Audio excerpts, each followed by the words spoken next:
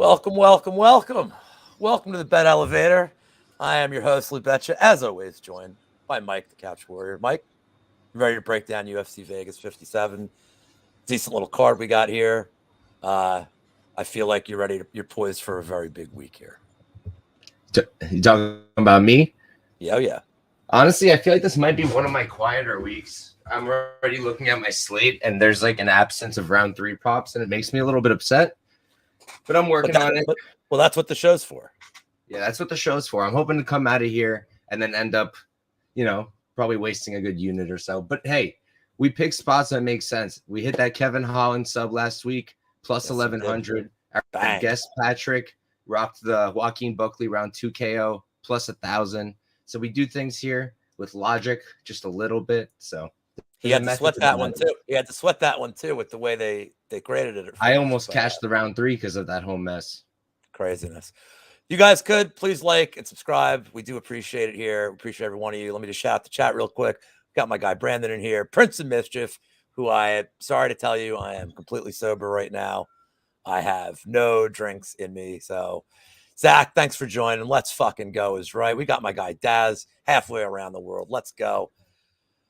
Mike, I like you enough that I will start with the first fight so that you get the main event to go first on. Jinyu Frey against Vanessa Demopoulos.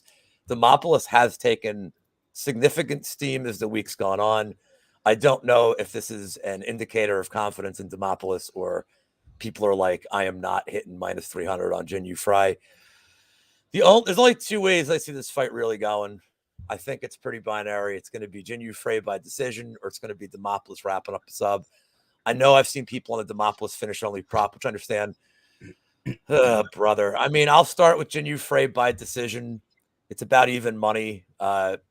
It's honestly, it's what I see happening more often than not. It's minus 110 to plus 100, depending on where you're shopping. I think 9 times out of 10, if it goes to decision, I'm not discounting Demopoulos winning a decision, by the way. And I think people haven't mentioned that. I'm not going to take it, but I just want to bring up that with Jinyu Frey, her big problem is she's so low volume that, like, what if she just doesn't do anything in a round and Demopoulos steals it by just whiffing but being active? Like, so I guess Frey decision, I'll start there at even money, but please beat me because I do not want to make this bet. Yeah, I mean, I'm going to beat you with the obvious bet, but I will say this. My main bet on this fight is Frey by decision. I think that a big reason so many people are dubbing her is, oh, she got submitted by Kay Hansen, and Kay Hansen's one of them OnlyFans models, so that's why. Like, I don't know. I just think it's ridiculous reasoning, honestly. Like, if you actually look at the matchup, what can Demopoulos do here other than an armbar from guard? She doesn't have any top submissions. Everything's from bottom position. She's got 4 of them, all from bottom. Her striking's absolute garbage, and she's got really small reach. She doesn't close the distance well, so she's super hittable. She can't wrestle for the life of her. So, like, realistically, what are we looking at here other than an armbar from guard? So, with all that said, I am going to bet 0.1 unit to win 0.8 units on the armbar from guard. Well, sub, but that's what I'm going to call it. Realistically, it's an outcome that can happen. It's happened to Frey already. Frey will be, if Frey is on top of her for 3 rounds, like, you got to imagine Vanessa will have some opportunities here to hit that sub. So, got to take a sprinkle. There's one thing we haven't. Tank Abbott's yelling at me already from this guy in the chat. The one thing I'm going to say is this: like, we saw it last week with Natalia Silva, and we saw it with Maria Oliveira. There's a lot of improvements that can happen with these young fighters, especially in lower level women's MMA. And Demopoulos is finally training full time, so she's still young in her career. We will see if she's leveled up. That's why this is just a no play for me in general. Like, I think I tweeted about this a couple days ago. I said, my bet is convince myself that the card starts at 7:30 and not 7 o'clock and just ignore betting on the first fight. But for anybody that's on the Demopoulos sub, I mean, it's plus 800 on DraftKings.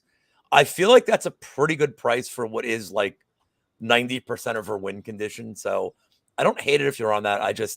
I need to see more from her before I can make that. But at least we know what we're getting from Jinyu Frey. And I mean, Jinyu Frey's not finished. You're going to have 15 minutes to get that sub prop. I'll tell you that right now. So you're in with the sub. I'll write it at plus 800 because that's what's on the board. She has been training with Ricci, so there's that. Vanessa Ricci, by the way, John Kelly's favorite female fighter, the Baby Shark. But let's move on. It looks like chat is on the Vanessa sub as well for their prop for this. Like I said, I understand it, but there's so many better fights in this card to target. This is an interesting one you and I have talked about. Brian Kelleher against Mario Batista. Kelleher is a slight underdog at plus 140. This line got a little bit of early steam, but it's pretty much hung in there at this 165, 170 range since. Mike, I'll let you start with this one. Who are you targeting and what's the prop? So prop-wise, I think we have the same one. We spoke about it a little bit on my show this past Tuesday when Lou came, my first ever guest at the Couch Warrior podcast. That was a lot of fun. If you didn't catch that episode. But yeah, I think we're on the same side there, but I'll start off with moneyline Batista, minus 165. I feel like he's fairly, I think the line's right. I think it makes sense. I think that Batista is much better on the feet than Kelleher is. I think Kelleher is way too dependent on those hooks and those finishes. And I think that as long as Kelleher is not getting takedowns on Batista, I feel like Batista should run away with this. Can he take him down? Yeah, he can. Jay Perrin found some success, which isn't very inspiring, but I think Batista should be fine, and I do like him to win the fight. Shout out to my guy, Jay Perrin. He's a pretty nice dude. I've talked to him on Twitter. Hopefully he's coming back soon. I don't think he's coming back in the UFC soon. I think he's going to do a regional fight or two, but like to see him improve. He's a super nice guy. So I've already highlighted the props we've talked about. That's either fighter to win at sub at plus 250. The important stat for me here is that out of their 19 UFC fights combined, 8 have ended in submission. I don't know if this goes decision. I feel like it's Batista, that he kept it on the feet, that he stayed on top control. But as far as I'm concerned, I think Kelleher's best chance to win is catching him on the ground in a guillotine. And I think Batista could easily win the grappling exchanges and take his back. At plus 250 for something that's happened about 40% of the time they fought. I love the odds here. I think it's worth a stab. I lean Batista in this fight, but do I trust him so much against a veteran? No, and I think the line's right, but it's just tough to really feel good about him against Kelleher, who he's still active. Like, it's not like this dude's like into the Brian Barberena territory where like you feel he's starting to get washed and he fights and he's fighting too much. I think Kelleher fights about the right amount of times. Yeah, he seems fine. Like, I don't think there's tons of wear and tear on him. It becomes down to the skill set, but I do like the sub prop here at plus 250. I imagine you're just going with this one and we are moving on. I think, yeah, I don't like any of the late props here. If you do like Kelleher sub, by the way, is an interesting look for him. But then I feel like if you play that, you're literally just spending 15 minutes praying for a guillotine, you know? Yeah, and I don't know if you guys use BetMGM, but like we're talking about Demopoulos armbar and we're talking about Kelleher guillotine. If you use BetMGM, check them out. Like typically either late night tomorrow or fight day, they will offer sub props by exact method. Not New York, unfortunately. Okay, well, like in Pennsylvania, I know like Tim Troiano hit the Puelas by knee bar. That's awesome. At plus 5,000. So like, honestly, like if you can find these things and you have access to them, you usually get like 30, 40 to 1. Even if Demopoulos' all her wins are arm bars, you still might get 20, 30 to 1 on that when it's like really her submission. So just something to look at as we love the crazy bets. Batista has shown great hands, quick with his jab, shoulder strikes with the elbows. Yeah, I mean, there's definitely like the knockout in play on the Batista side. But I worry about like Mike brought up, he couldn't get Perrin out of there, and he was tagging Perrin a lot. Like Perrin showed some toughness. I think it's going to take more than that to get Kelleher out of there. And I also think Kelleher, like Perrin really didn't have an answer. I think Kelleher, if he doesn't like what's going on the feet, he will at least just start shooting. He might get caught, but I think Kelleher is vet savvy enough to get that off the feet if he needs to. But let's move on to the third fight. I know you and I do not agree on a lot of stuff with this one. Cody Durden against JP Bays. Durden started the week off as a big favorite, took some steam. He's sitting at about even money. Very closely lined fight. I will start with this one. I'll start easy. The one prop that we agreed was crazy to begin with was this under 2.5 at plus 120. I don't trust Durden's cardio. I don't trust Bays at all. I mean, they could have called the Montel Jackson fight. Like, he was tough. Like, don't get me wrong, he showed toughness. But Montel Jackson, who, in all fairness, is like so much bigger than him, was teeing off on him. Durden's kind of weight class too. Yeah, that's true. Durden is kind of reckless, but I guess he's the more powerful guy. I think Bays is certainly live, like for a round 1 finish. I think Durden is live for a round 1 or round 2 finish. I think if this thing gets in the 3rd round, we deserve to lose this one anyway. But I'm going to start off with 2.5 rounds at plus money. Mike, what do you got? Yeah. So what is that? That's plus money. Did I have anything else I wanted to play? I was looking at. All right. So I was looking at Bays because I'm on that side. I'm on JP Buy's side. I just feel that I think his wrestling is being a bit underrated. I know that Durden was a state champ and whatnot in a good state. I don't remember exactly what state, but definitely one of the good ones. The California Penal League. Definitely not that one. But I just think that, look, I think Bays being a bit underrated. He came into that fight with Montel Jackson, and I bet everything I had on Montel there. Wrong weight class, crazy size difference. And even if they were the same size, Montel is incredibly talented. So I thought Bays had no chance. And then he came out there, and the way he took down Montel in the beginning was extremely impressive. The issue is he hasn't been able to keep this stuff up, even against Bruno Silva, round 1. He looked okay. He looked good on the feet. I thought I liked a lot what I was seeing. And then it disappeared in round 2. So that's why I really like the fight doesn't go like Lou mentioned. But I think I might hit buys inside the distance at plus 250. I think that might be live. I think he's going to be the better striker. And the grappling, we're going to have to find out. The one thing I would give Durden here is he's got like that Kobe Covington kind of wrestling pressure. You know what I mean? Just like always going forward with the lighter shots, but he's always throwing some kind of punches and then just closing the distance, constant pressure. So he's got that. I think it's entirely possible he breaks buys over 3 rounds. So again, that's why I like violence like you do, but I'll probably play buys inside the distance as well. Plus 250. Put me on the board, Lou. All right. Well, I'm going to top you because and I'm going to top you going the other way, but I'm going to Ender's game you right now because I'm just going to end this one. So not only do I like Durden in the distance, but I like him round 2 at plus 900. I feel like if he survives the initial onslaught in the first round, I trust neither one of their cardios, but I think Durden's slightly more explosive. So Durden round 2 for me is plus 900. But I should also mention this is my Yam Bag special at 20-1. I could make it Durden. See, is it kind of a dirty fighter? If you look at his tape, he's doing the whole hand over the eyes thing a lot. What's up, Mushroom? He's doing the whole hand over the eyes thing a lot. And like, if you're JP Bays, is there a possibility you could commit a 2-second ball shot? Like all that rage from the months and the months of like hearing about your ex-wife and Delidze getting a win last week. Could you just see him like and just taking his frustrations out on Durden's nutsack? So I do like this as my Yam Bag play. I'm playing Durden round 2 plus 900 though. Can you top that? Nah. All right. I can't top that. Can I say that I love this one with a lot of confidence? Which one, the Yam Bag or the Durden? I love the Yam. I mean, I'm always confident with the Yam Bag bet. Whether the or not Durden one? Out. The logic behind the Yam Bags is very sound for this fight. But let's move on to the 4th fight of the night. Mike, you're going to start this one off. Let's go. We got Ryan Paiva. Sorry, Bert, if I butchered that one.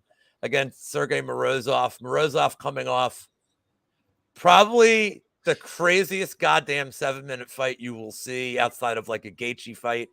It's a 10-8 in the first, but some refs would have stopped that. And then I think Morozov just shot his load going for the finish. And I'm like, what a comeback by Andrade. Like, not taking anything away from him. Paiva has a very confusing fight log in that he could be 1-5 in his last 6. He's not, though. The Kyler Phillips fight, I think, stands out to most people with his toughness. But start this one off. What side are you on and what prop are you looking at? Yeah, so I'm going to start off. I really like Morozov here. I really do. You look at the matchup, like, first off, going into this, I thought, all right, clear grappling advantage, Morozov, clear striking Paiva. And then I run back the tape on Paiva, and I was like, does he really have a clear striking advantage here? So I don't know. I just feel like Morozov's going to win this thing. I feel like he can take Paiva down at will. We saw Zalgas take down Paiva without much issue. We saw Kyler Phillips taking down Paiva. Kyler is a high-level talent, but I think Morozov's also going to be a high-level talent. So I do like Morozov to win, and I'm going to be playing him inside the distance. That's like plus 285, I think. I've seen it at plus 325 on BetMGM on what I was looking at. So I'm going to open up with that one. All right. Well, I got this line earlier in the week. I'm not going to top you, but I had gotten this KO prop. It was 500 earlier in the week on, I don't see it anymore, but it was plus 500 on Betway earlier in the week. I am with you. I think this is a get right fight for him. I'm not impressed with Paiva. I think like he gets a rep for being tough, but I think Morozov gets him out of there. I think he probably gets him out in the first 2 rounds. If this thing goes to the third, it's going to get dicey. I do like the fight doesn't go here too. I think it's lined well because I think Paiva is definitely going to be live for a late finish if Morozov gasses, but Morozov is better everywhere, and in the distance, sitting at plus 325, plus 350 works for me. So I'm not going to top you. I am riding that bet with you. Do you think that Paiva actually has good cardio in the third, or do you think that he just looked better than Kyler did in the third because Kyler was dead?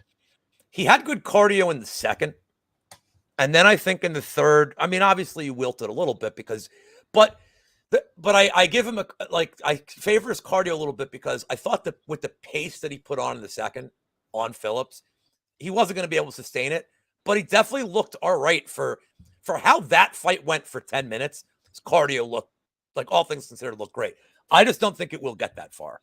I think Morozov inside.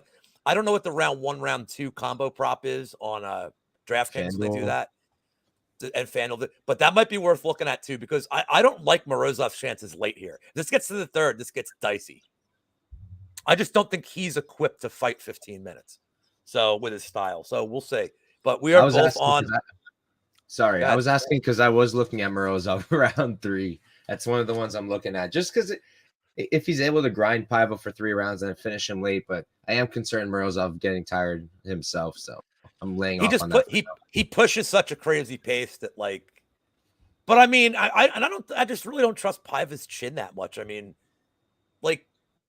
again, he's I thought he lost 4 finish. Did Morozov? Most refs would have called the Phillips fight, and O'Malley, tagged him a few times. That's what O'Malley does, but O'Malley he had no answer for any of that, at all. So anyway, let's move on to fight number 5. By the way, we got about 20 people live. Thank you guys for tuning in to Bet Elevator. We do appreciate it. Please remember to hit that like and subscribe. Also to Mike's channel as well for good fantasy and betting content. We're going to TJ Brown and Shailan Nuruddinbeki, a.k.a. we're just going to call him the Wolverine for this. That's going to be a lot easier. I will start off. I can't believe I'm going to say this. TJ Brown is one of my most confident bets of the week. I think this is and he's coming down back to 145, but this is such a bad matchup for Shailan. He doesn't do shit. He doesn't throw strikes. He's going to try to get it to the ground and probably just be on his back. So I'm on the TJ Brown. I don't know if you're going to beat this. But I'll start with, I like TJ Brown in the distance. I think that, I know he couldn't get Rosa out of there, which was on short notice, but I just think if this stays on the feet, he's got a humongous advantage. If it goes to the ground, it's going to be him on top, just going for arm bars and a bunch of submissions. Brandon's got him at plus 245. I think this line is wild. His in the distance prop is just mispriced. So I'm going with that. Mike, can you top this? Yes. So I'm on the inside the distance as well. Look, personally, I guess I kind of see, you hear from everybody this thing of I can't believe TJ Brown's this much of a favorite. I can't believe I'm playing him at these odds. What has TJ Brown done wrong? All right, Chavez, yeah, he looked bad against him, but I also think Chavez is tremendously underrated, and him getting sparked this past weekend doesn't change that opinion. And then, he beat Kai Kamaka. That's impressive. He dismantled it was a good win when he beat him too. Kamaka's stock was on the rise. That was a very I just think there needs to be context there that win against Kamaka was when Kamaka was very highly regarded. Still think Kamaka's good. I think cutting him was a mistake, but He'll be regardless, back. I think he'll be back one day. hopefully. Now he's in Bellator, though. I think he'll be back one day. But anyways, round 3, I think you got to like it here. Shailan, like you mentioned, he doesn't even do anything, but he is going to be selling out for that takedown because that's literally all that he has. He's going to be shooting. TJ Brown's not going to give up anything. I think TJ Brown can sub him. I think TJ Brown can knock him out. I think TJ Brown can win the decision, but I don't think we get there.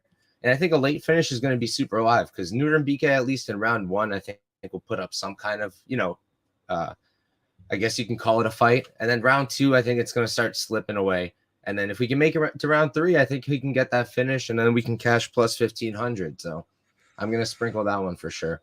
So I'm not topping it, but I got to tell you, that's a round prop Lou will wake up for. Is TJ Brown round 3 plus 1,500. I love it. I almost thought about doing all right, I'm not topping you, but now I need to look up what the round 3 submission is. For TJ Brown? Well, I guess this says plus 1,400, so that's not worth it. 1,500 it is. I think that's a very interesting look. And now you go. Now you have a round 3 prop. So I know you're Finally. I'm not topping that. So let's move on to fight number 6. Oh, for fuck's sake with this one. Sorry to steal your patented side, Brady. Carlos Ulberg against Stefan Nchukwi. It's even money. You're starting this one off. What's up, Sean? Glad you're in the chat with us.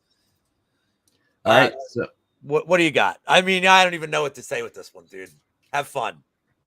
Yeah, I mean, I don't really have anything crazy here either. I share most people's dislike for this fight. I just do want to say one thing. You keep hearing about how people are so disappointed about Ulberg's performance with Charant. He should have sparked Charant. We all thought he'd knock him out. Yeah, but think about everything like people told him after his first fight against Kennedy, right? He blew his load too fast. He went too hard too fast. He went for the finish too hard, tired out, got finished. So, is it really that surprising that he comes into his next fight super hesitant and just spends 15 minutes winning the rounds? I don't think so. I personally think that people are putting too much stock into him not dominantly winning. And I think he should be fine here. I don't see Nchukwi as some kind of giant grappling threat that everyone's making him out to be. I think he's jacked. He's ripped, super strong. I think he's going to push Ulberg against the fence. But is he going to be getting Ulberg down constantly and holding him down? I don't think so. Look at the size difference. Like, if you've wrestled before, you understand it's very hard to get someone who's tall down. It's super annoying because they can just keep planting their feet before you can bring it down. So, and on the feet, I mean, I don't even think it's really close. Ulberg's clearly the better technical striking. So I'm on Ulberg here. I'll start with his money line. It's like plus 105 now. So I guess the line's like switched. I might have to add to my money line bet. But yeah, plus 105 Ulberg, I'm there. So Mushroom brings up the one point that I hate with this is typically you want that 6-month gap at least between knockouts. And this was 3 months ago that he got knocked out. On the other side, Carlos Ulberg fucking sucks, dude. He sucks. Don't give me this whole he paced himself. Fabio Charant is Hunsucker level bad. He's awful. He was getting finished in minutes by the lowest of the low. I just can't bet. I can't bet Ulberg at all here. Do I think this is going to end up being a weird fight? And there's another thing I don't like about Ulberg is that he seems like the kind of guy where if this was the bigger cage, I feel like that might suit him better. He's long. He likes to kind of space out and take his time. And I just can't back him here. So I'm on Tefan. I put a bet in on him earlier in the week, but fuck, man. I'm light on this fight, but I kind of think Tefan decision is an interesting look, but I'm not playing it. So I'm on Tefan at minus 105. You are free to beat me. I just don't want to do this. Mushroom saying draw. I'll tell you what, Mushroom might be the result we deserve on this one. The problem with the draw here is, you know what the problem with the draw here is? You need one of them to have it 10-8 or a Yambag, you know, some Yambag Yahtzee here, but you're looking at a 10-8 and can either one of these guys, are they capable of a 10-8? Like, I don't know, man, but yeah, he didn't even play the money line. And I have a bet on Tefon. I put it in. I got him at plus 105 earlier in the week. And like, I kind of hate it, but there is no way I back Oldberg. If you can beat minus 105, have at it. Well, I already beat minus 105 because Oldberg's plus 105 now. They switched. Yeah. Well, then you win, sir. You can have Oldberg at plus 105. I honestly might add to Oldberg at this rate. I really might. But I'm also looking at the KO prop. I'm kind of looking for Oldberg to return to form here. It's like as if we forgot what his striking looked like against Kennedy. Like, tell me that wasn't elite level striking. Like it was. It just was. He lost that fight because he got tired for no other reason. So I don't know. That is a good angle by Blood Diamond. By the way, excellent name that you're Blood Diamond, of course. Both guys are by decision at plus 350. I did find that kind of interesting here. You want to bet you want to make a bet for next show? Some kind of bet? Something involving drinks. All right. If I lose, I have to do a Viking Hattie. I'll do a shoey. I'll do a little. It's not a fair bet, but I'll fucking do it. I want to drink. Got to give the people what they want. I will do a shoey on this fight. So now I have more of a wager on this fight than I really wanted to begin with. But hey, man, we try to have fun. Try to have fun by the people here. Yeah, your little. By the way, don't do like a seltzer shoey, because Paul Shaughnessy was doing that on Dogger Pass yesterday. He did like 2 of them. He was like kind of fucked up in the middle of it, especially at the end of the show. He's like, Cody, hit him at the PRP. So be careful. You will get fucked up from like a couple of those. So you don't have me. I have like 3 before every show. you don't got that vet experience like Lou does. You don't sound like this by accident from not drinking. Anyway, let's move on.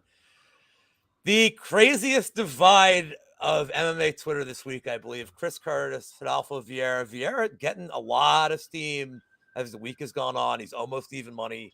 Curtis is down to 130. Fight doesn't go is a banana land minus 750 on DraftKings. I will start on this one. So all week I've been on the Vieira side, and I got him early in the week, and I am having buyer's remorse. Blood Diamond and Mushroom said the prop that I now like the most. I have completely gone against my initial read on this. Here's the reason why. I think, I'm with Brandon here, man. This is a super fight. Like, whoever you pick, your butt cheeks are going to be clenched the moment it starts. And one of these dudes is going to look minus 1,000. Like, honest to God, it's going to be dominant one way or the other. If Vieira's win condition, this is why I've flipped. I know you're on the Curtis side. Vieira's win condition to me is round 1. It's round 1 sub or nothing. Because if this gets that, if he doesn't keep him down, or Curtis gets up. Now, I don't know that I love Curtis's takedown defense, but it's not horrible. If Vieira can't do shit and it spends all that energy and goes to the second round, Curtis could bonk him in the first 10 seconds of the round. So I have completely flipped my opinion from our show on Tuesday. I've seen the light, Michael. I'm on the Curtis side. Yeah, he is mad overrated. I agree. I think that not only that, but like, you know what? I know this isn't like the most brilliant gambling take you can ever have, but sometimes you just got to bet the guy you like. Because like, you bet against guys you don't like. I've bet against Paul Craig, and like the second he makes his entrance, I'm like, fuck, man. Like, why did I bet on Paul Craig? Like, I love Paul Craig. And then he made me pay for it. That was the Jamal Hill fight. I think I just take the guy I like better here at close to even money. I'm rolling with Chris Curtis, and I'm going to play the round 2 KO. I don't know if you can top this one, but you're free to try if you want to take him by decision. No, I'm good. So wait, what's the round 2 KO? 550. Yeah, so I'm gonna beat it because I'm going with all right. I'm gonna beat it, but before then, I want to bring up one other one that I'm playing that's just under that. I'm gonna be sprinkling the fight goes to decision at plus 475 because I just think this is off. I think this is off. Like I was watching Stat Diggers in the beginning of the week on Sunday, like I do every week, and they like Shout out Brady. to I think it was Weezy and Brady. shout out. I think it was Brady who was saying like that after he broke down the fight before looking at the odds, he wanted to go look at fight doesn't go to decision because he thought it made sense, and then he saw that line, right? So like I didn't see this coming either. Minus 750, I get it. I do because Vieira's winning conditions a sub, and we all expect Curtis to get a KO or bust. But is it impossible if both of these guys end up tired as hell in round 3 that they just can't finish anymore?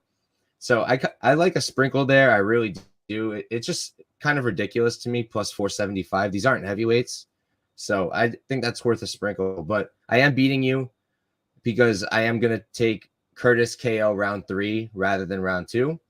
I'm gonna give Vieira a little bit more props than you guys. I think he can still hang in round 2. I think it's round 3 where he's gonna look disgusting, and that's where I think Curtis can catch him. So I'm gonna play in round 3, Curtis KO.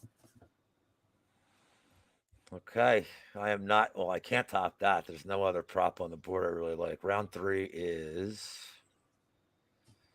plus 1,200 on bet 365. That's not going to be right. What do you have it at? I saw plus 1,300. I'm gonna play this one after the show, so I haven't played it yet. Curtis Right. round 3. I'm putting you down for that. I cannot top it. Do you like that 1,300. like, by the way, watch the happy hour tomorrow when I'm like, you know what? I'm back on the Vieira side. When I just can't figure it out. But this reminds me of like the last time when we had that Silva Fajeda fight and the fight doesn't go was like minus 900. And Wheezy's like, quarter unit on like the fight goes. Like, you just never know. And what happened? They just respect each other's power. And Silva was tough and it went. I can't see it happening here. But, you know, if you want to look like a genius, like, that's pretty awesome. Blood Diamond does not think Vieira will last the third. I tend to agree. He's bringing up fair points. I tend to agree. But let's move on to Chronic Combat's favorite fighter, Nate Maness, against Umar Nurmagomedov. God damn, I'm having a day. He's a massive favorite. I don't need to get. I don't need to get into any of the narratives of this fight. Massive favorite.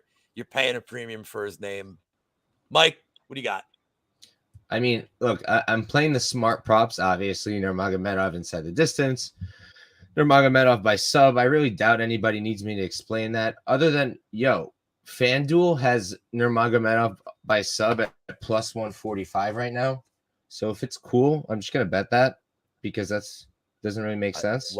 I'm not your dad. You can bet whatever you want, man. I meant like do you need allowance? No, I meant that could be cool, but I meant right now. But anyways, yeah, so that's cool. Plus 140. What are they doing? Anyways, but I am gonna have to play Maness by KO. I mean, there's zero doubt in my mind. I'm obviously gonna play that. At the end of the day, it's MMA. And look, somebody from this crew has already suffered this fate. Islam when he got sparked. All right. Will it happen? Probably not. That's why I'm all over Umar. But am I willing to put 0.1 unit to win 1.5 on a banana peel slip? Yeah, of course I am. So I'm gonna do that one. See what I just put up on the screen? Yeah, it's a good There's one. your bet. There's your bet, dude. And Nate Maness, look, Munoz dominated him in the first round. Gravely 10-8'd him. And that fight was almost stopped. Maness just hasn't had he's not a good starter out of the gate. And this is not the guy you want to have that to. Also, Maness has gotten back in fights because opponents make terrible mistakes.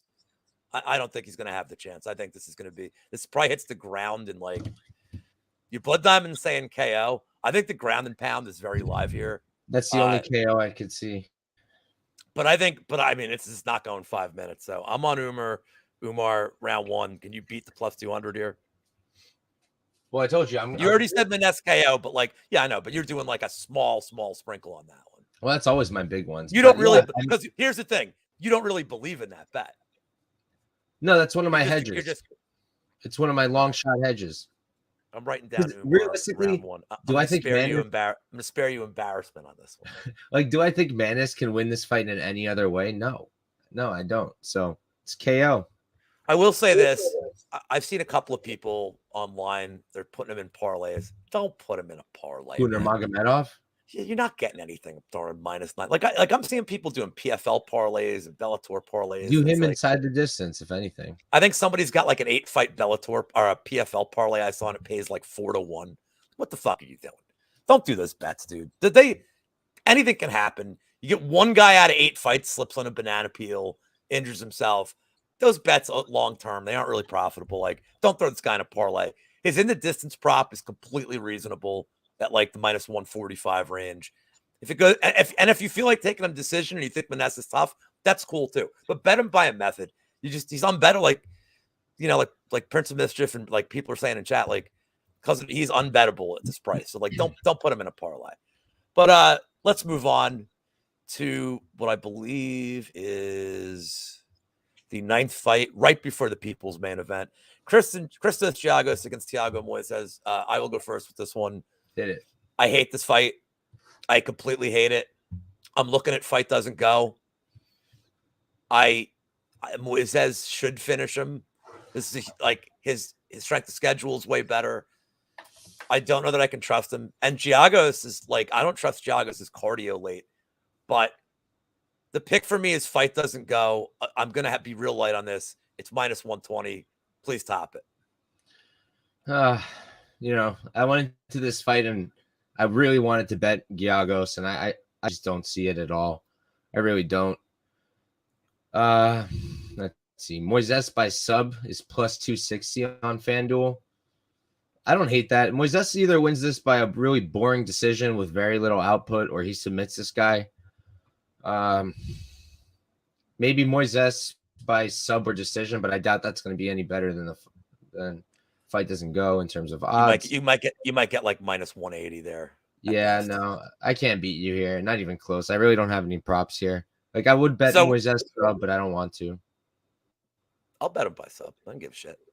+2. I can't do a -120. Maybe inside the distance. Moises inside the distance. +140 on DraftKings. I'll tell you why I like that better than the sub, because even though I think the sub is the most live, like, you look at Giagos and he just leaves himself open on the feet constantly. And Moises has this tight striking. He's got good Muay Thai striking. I would not be surprised if he catches the chin. So I would lean the +140 over that 250. But either way, playable, I think. All right. Well, are you ready for the true main event of this card? Are we ready? I've been ready. Parker Porter's 2 children. This is why we have people in the chat. Alan Badeau against Josh Parisian. I want you guys to know a lot of people are blaming Wheezy for this fight happening. And Wheezy said it on his show Tuesday. It's not Wheezy's fault that these two are allowed to fight in the UFC. So do not hate Uncle Wheezy for this. You're going first. Have fun. Okay, so yeah, I mean, I played Badeau money line, and I think I'm gonna play him by KO. Now, the question is, do I want him in by KO? Period. Do I want him in KO in round 1, or do I want to go in round 3? Round 3, I feel like no, it doesn't. It just doesn't make sense. I see Blood Diamond saying Badeau by decision +450. I kind of like that. I just, being on the Badeau side, I would be concerned if we got into round 3. I would start to get concerned. So, because Parisian, his cardio is absolute garbage, but still he keeps going. Like, he still keeps up the output. It just looks worse, if that's possible.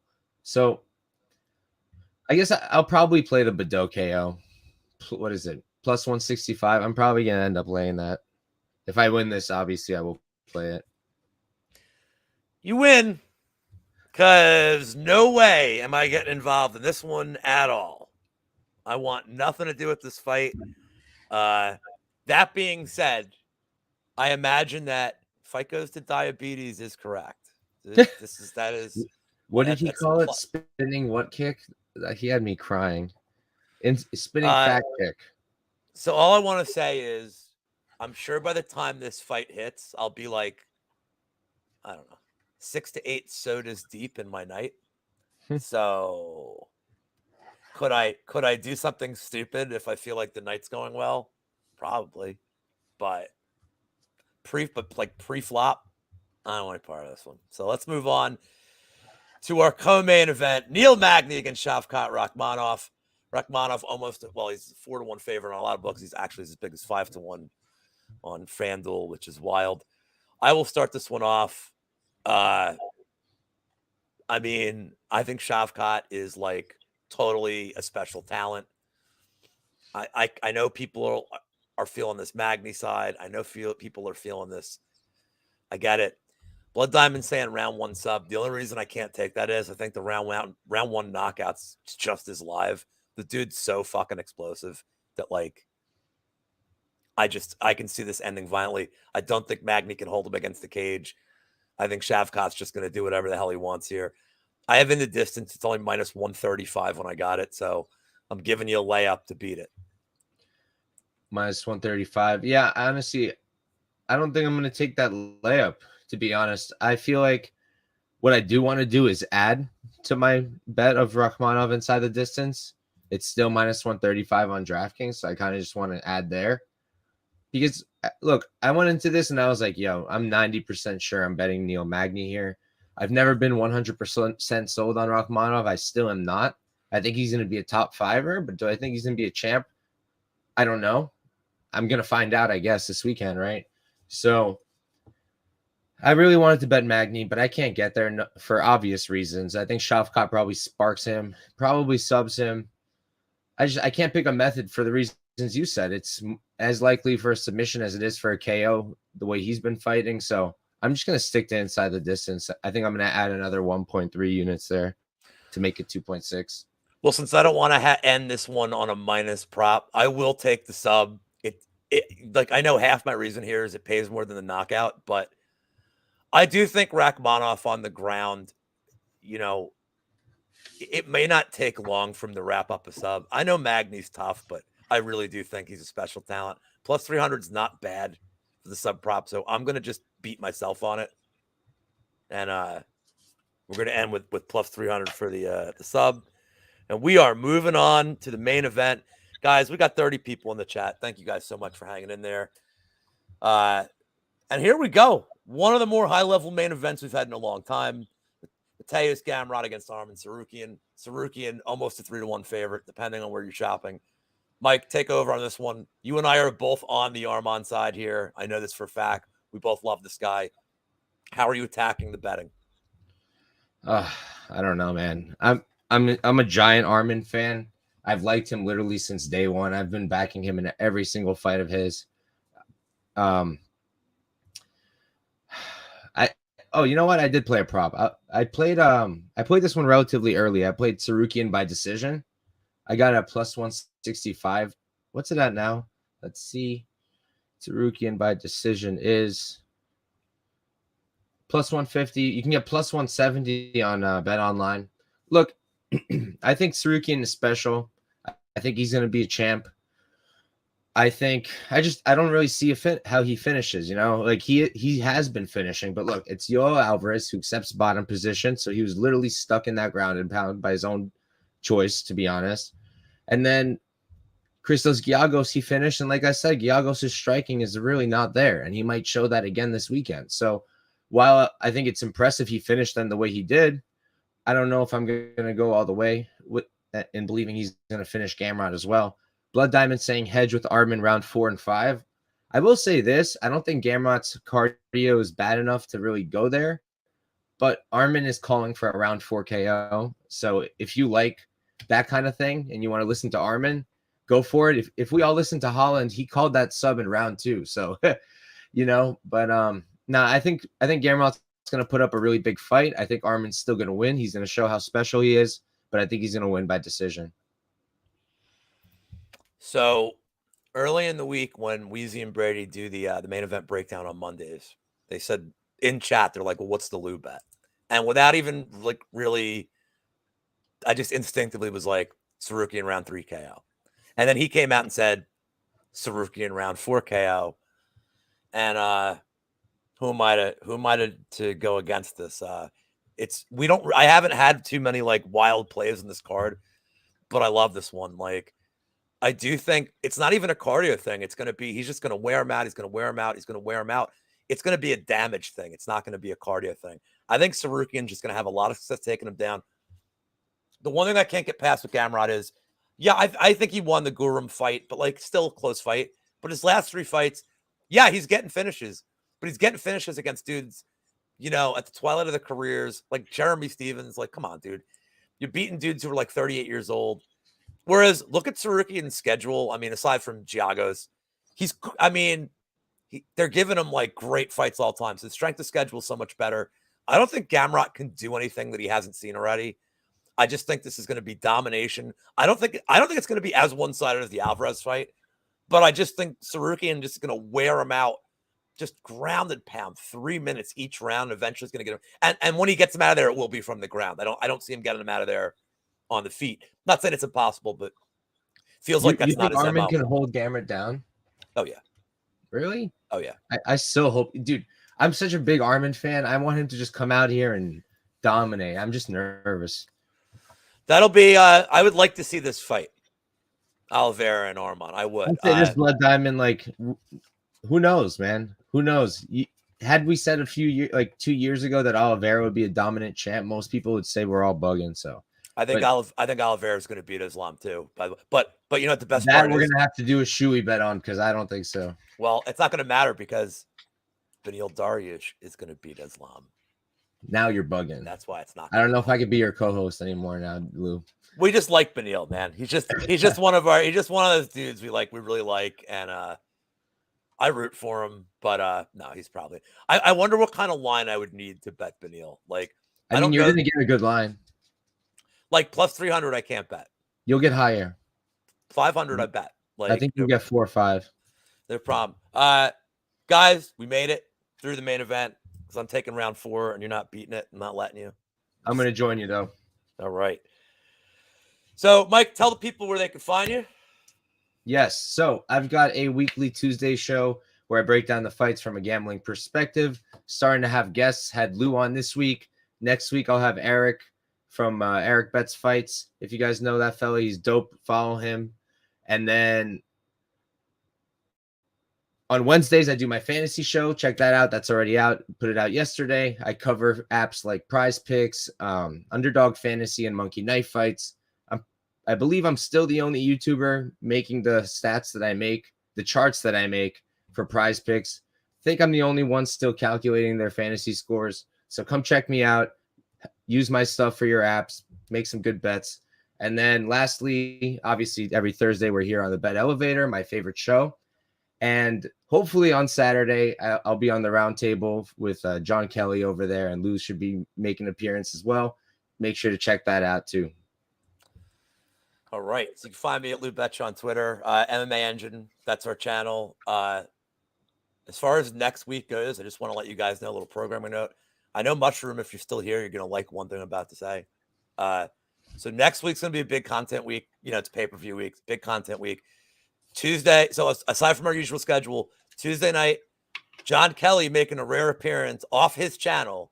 John Kelly will be on the MMA Engine channel with me and other guests maybe, breaking down some fights. We're going to have all our usual stuff. We may be displaying some of our tech behind the scenes this week if everybody will leave me alone for 2 days and I can program. But next Friday night, Mushroom, your boy will be making his second appearance on the Lambeau show along with Brady. So not announced yet, but Brady and I with Tim Triano and Narco next Friday should be sick. I do, you know, I told him today it's my favorite prop show and I run a prop show, but yeah, I knew Mushroom would like that.